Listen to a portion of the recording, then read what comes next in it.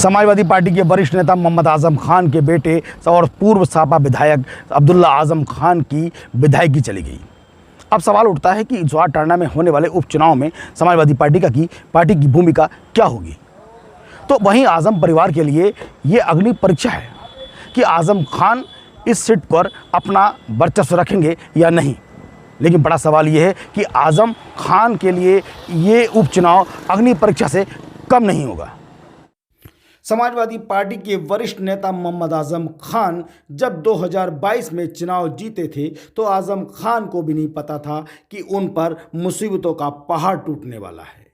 लेकिन आजम खान को सजा हुई और फिर रामपुर विधानसभा पर हुआ उपचुनाव में भारतीय जनता पार्टी ने अपना परचम लहरा दिया। लेकिन आजम खान को यह भी नहीं पता था कि अब उसके बेटे जो सापा के विधायक हैं अब्दुल्ला आजम, उनकी भी विधायकी जाने वाली है। लेकिन एक बात साफ है कि आजम परिवार पर इस समय मुसीबतों का पहाड़ टूटा हुआ है। खामोशी दिखती है। रामपुर की इस सीट पर एक बार फिर भारतीय जनता पार्टी और आजम परिवार की प्रतिष्ठा दांव पर है। आजम अब्दुल्ला की सीट जो अब रिक्त हुई है उस पर उपचुनाव होना है, अपनी प्रतिष्ठा बचा पाएंगे या नहीं, ये भी एक बड़ा सवाल है। वहीं भारतीय जनता पार्टी ने आजम खान को जवाहर टांडा में भी हराने का मंसूबा तैयार कर लिया है। भाजपा के नेता इस बार फिर परचम लहराने की बात कर रहे हैं। देखिए, जवाहर की सीट खाली हुई है और उपचुनाव फिर होने जा रहा है और हमारी पार्टी उस चुनाव के लिए पूरी तरह तैयार है,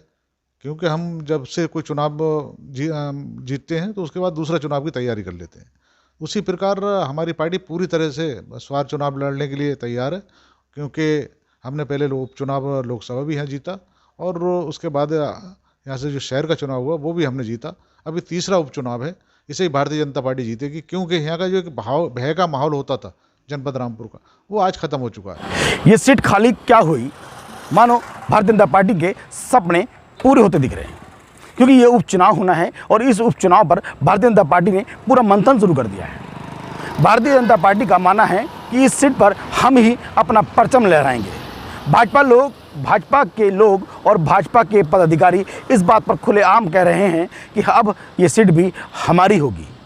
उठता है कि आजम खान जिस तरह से रामपुर विधानसभा सीट पर अपना प्रत्याशी जिता नहीं पाए, क्योंकि आकाश सक्सेना ने भारतीय जनता पार्टी के प्रत्याशी के रूप में चुनाव लड़ा और आजम के करीबी आसिम राजा को भारी मतों से हरा दिया। आसिम राजा की हार इस बात का प्रमाण है कि आजम खान की कहीं ना कहीं छवि धूमिल हुई है। वहीं आजम खान का वर्चस्व भी आकाश सक्सेना की जीत के बाद बढ़ गया है। वहीं सवाल उठता है कि क्या अब्दुल्ला आजम की सीट को भी आजम खान बचा पाएंगे या नहीं। लेकिन एक सवाल ये भी है कि अगर अब्दुल्ला आजम हारे या उनके कैंडिडेट हार जाता है तो आजम का वर्चस्व रामपुर के साथ साथ समाजवादी पार्टी में भी खत्म सा हो जाएगा। लेकिन आजम खान ऐसा होने नहीं देंगे, इसलिए आजम के लिए ये अग्नि परीक्षा हो। पुलिस को भेजकर वोट डालने से रोका जाएगा, ऐसा पहले कभी हमने सोचा भी नहीं था।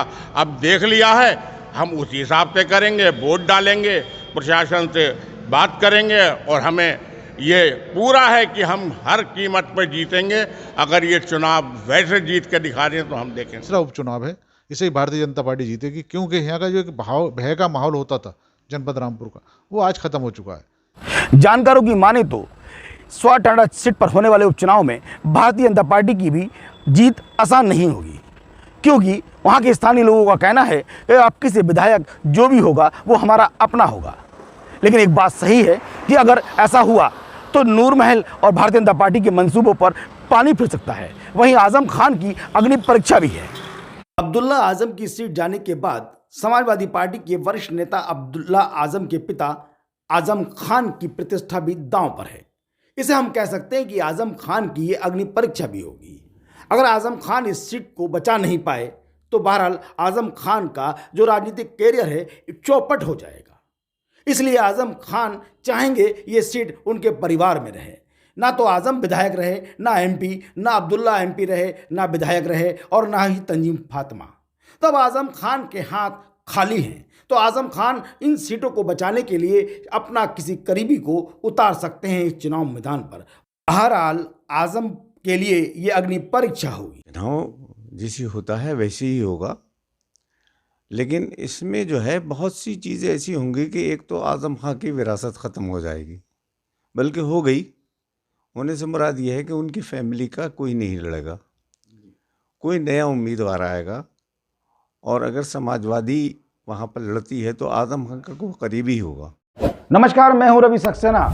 अगर आपको मेरी ये वीडियो अच्छी लगी हो तो आप सब्सक्राइब और लाइक जरूर कीजिएगा। और हाँ, हमें सब्सक्राइब और फॉलो करना ना भूलें ताकि आपसे कोई नया अपडेट छूट ना पाए। जी हाँ, आप ध्यान रखें, हमारे साथ जुड़े रहिएगा रुहेलखंड समाचार पर और ये बेल आइकन को जरूर दबाते रखिए।